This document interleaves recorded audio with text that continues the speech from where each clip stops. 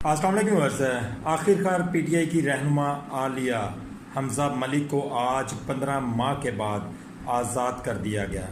قصور کیا تھا؟ قصور یہ تھا کہ عمران خان صاحب کے ساتھ کھڑا ہونا، عمران خان صاحب کے خلاف بیان نہ دینا، عمران خان صاحب کی ہاں میں ہاں ملانا اور اسٹیبلشمنٹ اور گورنمنٹ کی بات کو نہ ماننا اور پریس کانفرنس نہ کرنا۔